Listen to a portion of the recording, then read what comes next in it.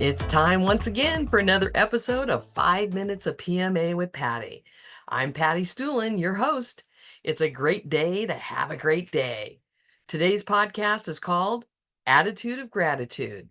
Allow me to take you back to January 1st of 2022. It's New Year's Day. I have not made any New Year's resolutions for a number of years. However, for this brand new year coming up, I heard a man talking at a virtual conference that at the end of 2021 looked at setting a word of intention for the new year.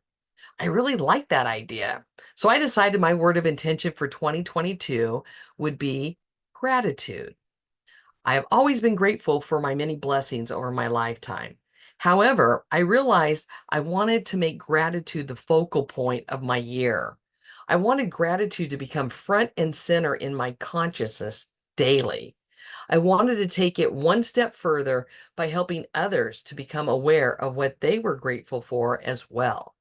As many of us know, God works in mysterious ways. 2 weeks after making the decision to have gratitude as my word of intention for the year, I learned about the Week of Kindness and Gratitude Summit. How ironic is that? Or was it? I signed up to watch several sessions over the next week. The very first session I watched was a gentleman who was speaking about gratitude. During his session, he talked about all the things he did in the area of gratitude that all began with the COVID lockdown when it happened. He lived in a tiny apartment in New York City and was getting depressed from the isolation of not getting out and being with people.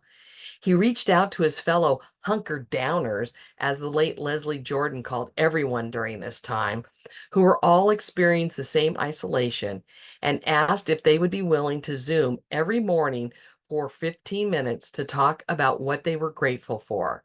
They all loved the idea. So every morning during the lockdown, this is how they started the day. He not only saved his own sanity, but those in his circle. It's as if he threw out a life preserver. During the rest of his session, he gave examples of other things that came out of this experience, and it all centered around gratitude. The session was exactly what I needed to give me direction on the path that I could follow on my own journey with gratitude. The first thing I did that year was choose a group of friends to send out monthly happy mail. Now, I'm talking about actual handwritten notes sent through the post office. Some of you may refer to this as snail mail.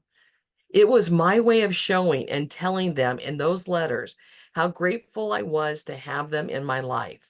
Next, I sent out a text to family and friends to see if they would like to be a part of a Thankful Thursday text.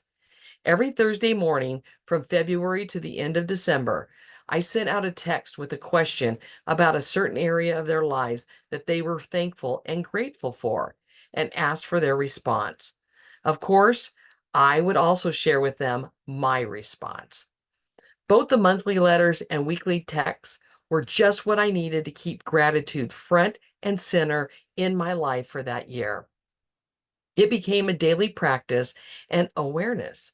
My prayer was and still is that those letters and text messages encourage those individuals to pay it forward.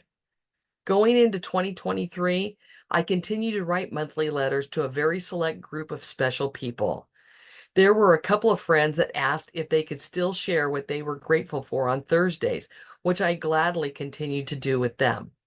Before I knew it, it was time to create my new word of intention for 2023. Clarity was the word I chose. I must admit, this was one that was a bit of a struggle for me. Because of my focus on being grateful the year before and found so many ways to put that intention front and center in my life, and not having that same inspiration for my new word clarity, that is when I had my aha moment. I had gained clarity of what it meant to have gratitude and assist others to gain clarity as well. I began to realize as the months went on that year, I had been working on clarity.